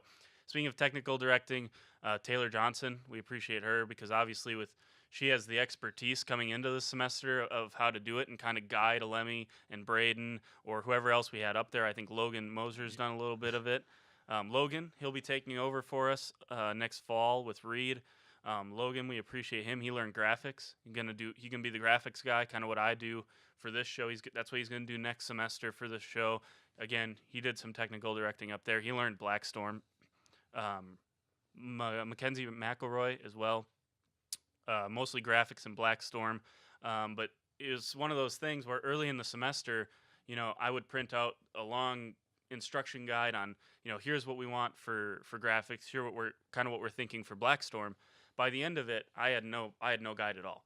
I gave her the rundown and said, work your magic. You know what to do probably better than I do at this point.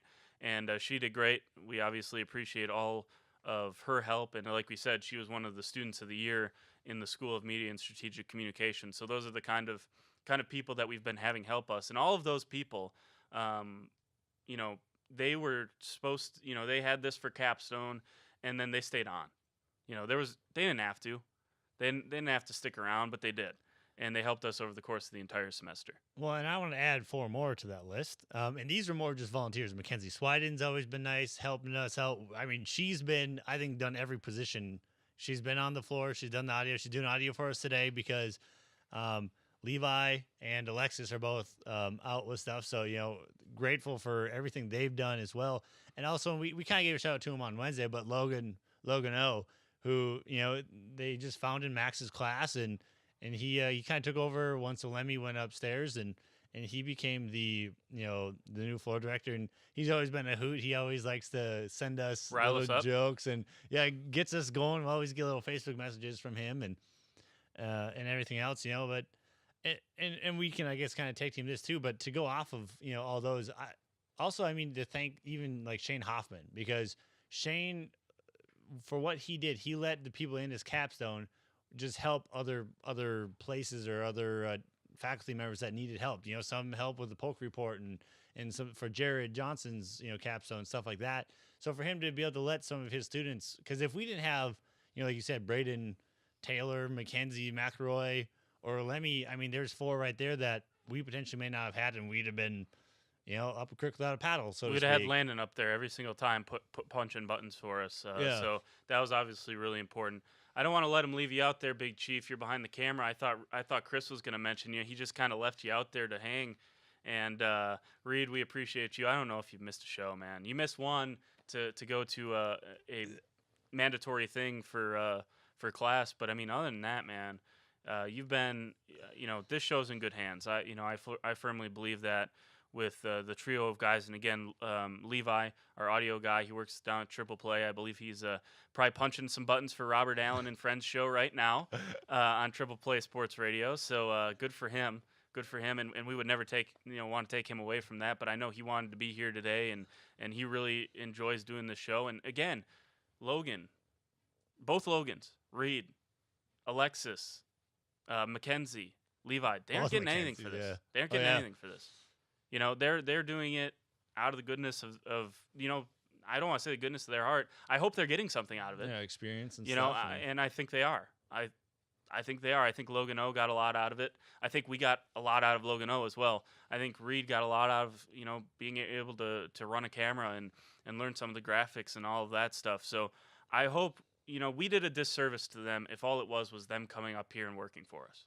Right, and I think that's what, besides you and I and having Landon, like kind of us 3 pushing each other in a sense, and also having like Max there kind of pushing us as well. But, I think a lot of it too, at least for me, was the fact that, this crew came in every day.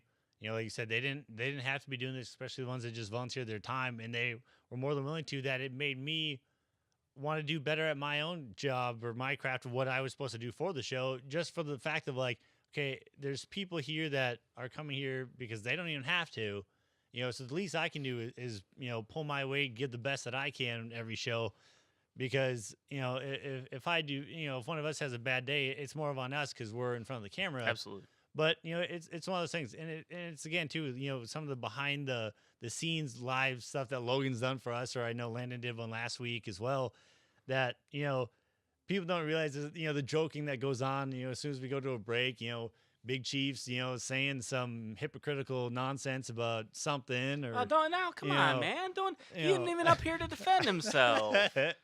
Nah, it is. You I know, mean, but it's good just joking around and yeah, and having I fun. also want to thank Chris because he's another guy not getting anything class wise out of this, not getting any credit, anything. Obviously gets to sit up here and antagonize me, which is probably enough for him.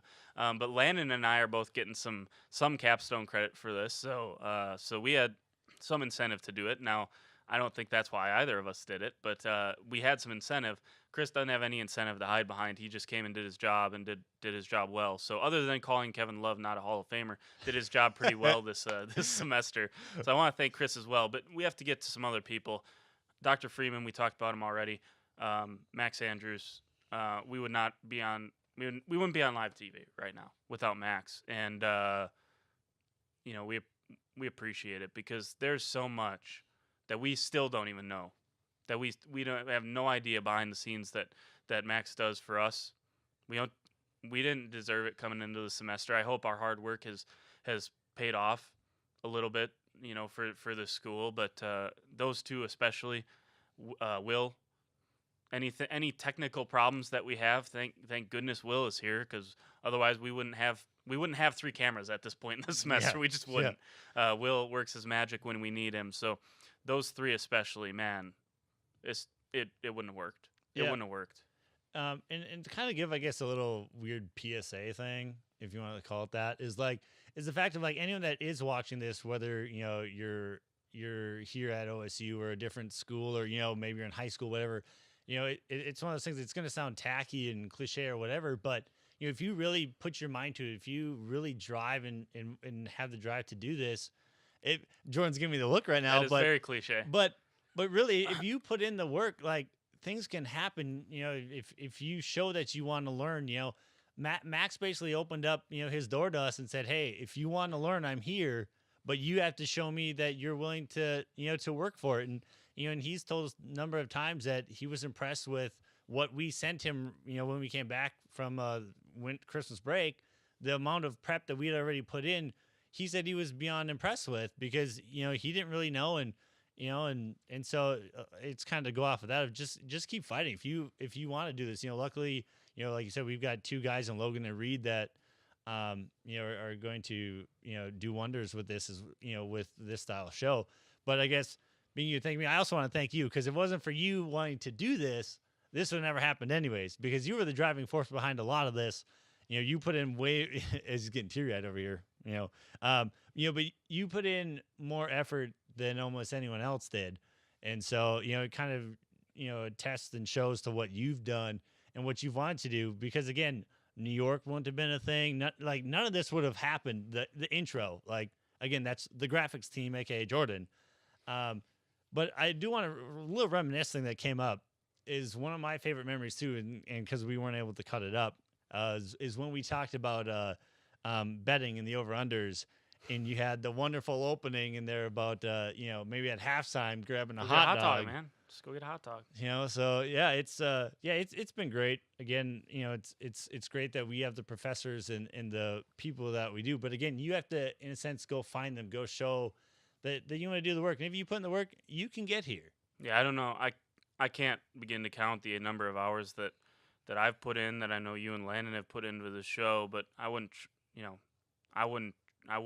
not mad that I did that, because we had people coming in here unselfishly doing their jobs and wanting to fit in the vision that I had for this, and you and Landon as well fit in the vision that I had for this, and that we all did, and some people in here that maybe they didn't have to care about it. They didn't have to, and they did. So we appreciate all of that. All right, we will get Landon Green up here, but in the break, and be right back. Landon Green, he's our Sports Jeopardy 3-time champion. We'll be right back. This is Border Battle on KXCY.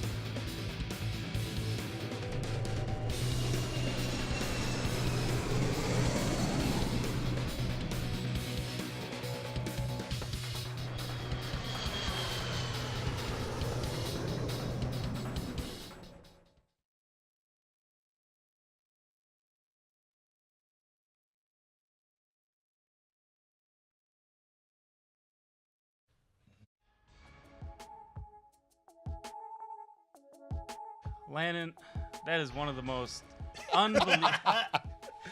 unbelievable wins. I don't even know how to describe it. It was unfortunate. That's, by the way, on the end there, that's Alexis, our audio person who is not here today, but obviously she's been great for us all semester. And you didn't bet anything in Final Jeopardy, and she got it right, but she didn't bet enough, and it broke the hearts of pretty much everyone across the course of America. Yeah, she could have came out with the dub if we would have gone to overtime if she would have bet everything that she had. We would have tied up and we would have gone to overtime. She probably would have beat me because I haven't answered a Final Jeopardy right since I've been on the show. So there you go. Well, that's our Behind the Battle thing. We'll get another one of them probably before the end of the year is up. Again, this is the Border Battle with King and CJ. I'm King, he's CJ. This is our big guy, Landon Green. Landon, thank you for joining us up here. Sorry it took us all semester to get you up here, but that's the way it goes. You had some, like we said earlier, we had some great guests, and we save the best for last. Yeah, absolutely. I'm not Mike Boynton. I'm not like let's be honest. That's some good, I am not Mike Boynton. I'm not Colin Carmichael. I'm not Coach Bratton. Good self-awareness there. I'm not that epsilon yet. So right. You're on your way. Getting But there. again, he's our executive producer. None of this happens without Landon. So when we came to you and said, "Hey, can you just voice our intro?" And then you said, what made you want to get involved more than that? Because obviously you said, "What are y'all doing? How are y'all filming this right now? Why are you doing it like that? We can make this so much easier for you." Why'd you want to get involved with this? Well, y'all had shown me a couple things down in the KXZY radio station, and then y'all came up here and so I had seen it and I've been a little interested in what y'all are doing. And then you showed me a little bit of stuff that you were doing in here, and you're using 3 DSLRs and cutting it up, and it was taking you 2 weeks to get, 2 weeks ago's thing in. Yeah. And by the time you were getting it up, it wasn't really relevant. So I was like, well, we can fix that. Like that's an easy fix. And so I told y'all that we could do it live in the studio and, do it like that. Here we are doing it live. That's something that, no better way to stay relevant, keep the topics relevant, than to do them live. Well, it's easier to cut up. It's easy. You don't have to cut up because it's all cut up in there where Braden is right now. So, you don't have to cut anything up. You don't have to put it in Final Cut. It's there. The only thing you have to add is graphics. And then, of course, this semester, it really took off, and we were able to get graphics live and get a ticker thanks to our graphics team, Jordan. And, y'all sit up in here before the show every day, and you go down a list of scores and everything, and Chris helps you put that together, and I sit back there and wait till 10 o'clock to put up highlights. So that's how it works. I will say too, to quickly add in like a thanks thing would also be to at least from our parents in a sense for instilling us to hey, keep going for your dreams, keep fighting. Again, I'm getting these looks oh, that's so cliche, but it really is. If it wasn't for my folks, even Jordan's folks, even Landon's mom for sharing stuff. She's your literally brother, the number one fan of the show. Our parents have shared stuff left and right. They're always, watching. I know my parents always ask, "Oh, how are things going? What was going on here or there?" And my dad today was like, "Oh, you and Jordan should wear a Minnesota shirt. You should wear a Wisconsin shirt. That'd be really funny." Because he pointed out on the live thing yesterday, I was wearing a Wisconsin shirt. You were. And I didn't even realize it. You were. And I felt every time you wear, I believe it's a Bayfield, Wisconsin shirt. Bayfield, every Wisconsin. time you wear that, I I grow a little bit, and I get a little bit more faith back in humanity. But again, this is not about Chris. This is not about Chris and I. This is about Landon. Oh my goodness. So Landon, again, everyone sees the graphics. Everyone sees everything. Man, this is why we couldn't have you up here earlier in the semester. This is how the podcast goes. Yeah. But anyways, you see all the shots we have. The split screen. The crew likes to call it the salt cam because it normally means I'm yelling at Chris and he's yelling right back at me. But you look at that shot. You look at our double shot with the highlight. You set all that stuff up. I mean, we have to thank you because over the course of even winter break, no one's around here. You were up there with a how big is that binder? It's pretty big. It's not big enough. I can't fit it all into my backpack at one time. I have to break it up and put it into my backpack. So there you go. I mean, if you want to take it for some home study, you can't do that. Yeah. But I mean, over probably 1,000 pages, somewhere around there, this binder, and you're just flipping through page by page, dinking around with the board up there, figuring out how it all works. It's incredible that you would do that. So obviously we appreciate all of that, and we had to get you up here so people can put a name to the face because maybe people don't go and find us on YouTube and see how such a great Jeopardy player that you are, but we had to get you up here and give you your proper due. So if there's anything you want to say to our audience, or your audience, really, I mean, you pretty much built this. So, I mean, this has been crazy. This has been wild. 3 years ago, I was playing football, getting banged up on a football field. 2 years ago, I was transferring here. Sorry. A year and a half ago. That's Chris's fault. Stop, Chris. Stop right now. A year and a half ago, I'm sitting in Shane's class, and he sends me up to a guy named Max Andrews to basically work on this franchise show. I'd only heard of the franchise. I come in, do that. Max takes me under his wing, and we start this show. So appreciate Max.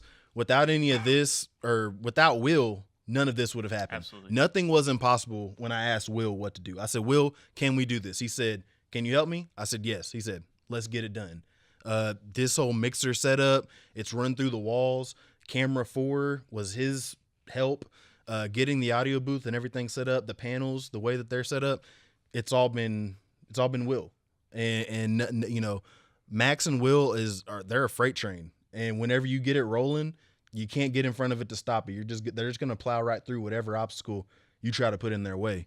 Shout out to my mom, like y'all said, she's the number1 fan. Absolutely. I mean, she gives us likes and shares and everything else. My brother does the same. Also, my wife. I got to thank Taylor. She is our social outreach. She puts us on in the studio or in the student union. If we're on in the student union right now, we appreciate that because that's her. Yeah, that's Taylor Woodall Green that's doing that. So, yeah. Now everyone knows. Yeah, just making sure. And like for her to like give you up, and it's like to thank both of you because like obviously she in a sense gave up time for you two to be together to like, hey, sorry, like Landon, we need you. Yeah, there's some late nights here. They're like commitments to like, hey, you know what, I understand. And also, but to point out with too, when you didn't know things, I remember at times you'd be like, "Oh, I'm gonna go sit in the studio for a couple extra hours. I got to take this binder and and look through things." So, again, it's all work. But I do want to do something. So neither of these two knew this was coming, but I got some things for the two of you. Not to get sentimental, as I'm taking my mic with me so I can actually grab these. But hold on. All right. So I also got more about things. I signed it. But I got one for you, Landon, and Jordan, goodness. so you can just pass this down. Yeah. Are they the same? Okay. But so here we are. So I got you guys plaques. Jordan was nice enough. People may didn't notice. He got us the mugs. That was like our gift. And so it was just something I wanted to do to give thanks for what you guys have done for me. And I know I talked with potentially the crew, potentially signing these and kind of again, it's just something to hold as a keepsake. Obviously, we have the cups as well, but let me tell you what, I'm not leaving this until the crew signs it. I'm telling you that much. They're signing mine. I appreciate your autograph. It's nice and everything, but like I said, it took a whole heck of a lot more than you or me or Landon. It took a whole heck of a lot, and I suppose you're gonna ask us for our autographs. Yeah, I actually I brought my shirt as well. All right. So that way people can sign that as well in case people are like, oh, you didn't get yourself one? Of course I got myself a shirt. Like, well, you know what's interesting about this is, we just we threw our logo kind of came about with the intro, and we were putting in some time on that. And over break, I was like, you know what every good morning sports talk radio show has? They got some mugs. And so, I felt that it was important to get. Show them the other side. Yeah, we got some KXCY logo on there, in case you haven't seen that. So that's our the mother station, as I call it, the mothership. And but no, I'm excited for the show to be over so I can drink out of these. But if the show going on would have meant I didn't get to drink out of them, I would have rather had that. But here we are. Yeah, so. I'm definitely gonna get the crew to sign this. We got another week before graduation before we get on up out of here. Jordan's gonna get on up out of here. But the crew, Will, Max, it doesn't happen without them. This is the first live cable television show in Oklahoma State history that was created by students. Not, we had help from faculty, but us three created this show. So we're the first ever in Oklahoma State history. I've always been an Oklahoma State fan. Thought I'd play football here, break some records. I didn't get to play football here nor break records on the field, but here I am breaking records off the field. By the way, in the studio. Still the record holder for Behind the Battle podcast, Sports Jeopardy wins as well. So you can keep that feather in your cap as well. I can hold that down. So. Chris, I really appreciate this. This will, it's we appreciate this. I mean, it's something that we'll always look back on. I know these long nights and everything has been so incredibly special for me. And I hope it's been special for the people that come up here and help us out, because this has been awesome. This semester has. Even the days we didn't want to be here. I mean, I'm gonna be honest. There was times where I was like you said, you're late nights. You're like, I just want to go home. I haven't eaten. I haven't done stuff. And again, it attests to like the crew and everything else to just like keep going. No, I got to keep going. The show goes on. If we don't go on, that's on us. So. Yeah, there was times too where it was like, oh man, I have to get up and do this again. But again, at the end of the day, it was a fun experience. It was fun to come on here and mess around with Jordan. I know there's times Landon and I'd be like, hey, we're gonna do this, but not tell Jordan, because Jordan. That's how you get the best reactions out of Jordan sometimes, when you don't tell him. You know what, guys? This is the way it's been all semesters. I've been left in the dark on a lot. Landon, again, man, we couldn't have done it without you. We appreciate you. Hey, we're doing it live from Studio 318. All right. Thank you so much. We still have to get out of here. We're still on a normal schedule. Chris, thank you again for this. We appreciate it. Landon, it's the last ever border battle. Chris, the great crew, we appreciate everyone. Max, everyone. I can't thank everyone enough. This semester has been great. Thank you so much. For the last time, signing off from Studio 318, you've been listening to the Border Battle on OSU Student Radio KXCY. Against Kansas in that win, 12 threes made. Against OU, 9 threes made. Against Baylor, both times they played them, 5 threes. Falling into this role, I kind of like it. Just any chance I get to throw for this team, I go out there and help them out in any way possible. I love to do that for them. Is it disappointing for this team to know that they could potentially, if given the opportunity, have success in March, but the thing is it's looking less and less like they're actually going to get there? I mean, you're dealing with one, right now, the premier softball program in the nation in Oklahoma.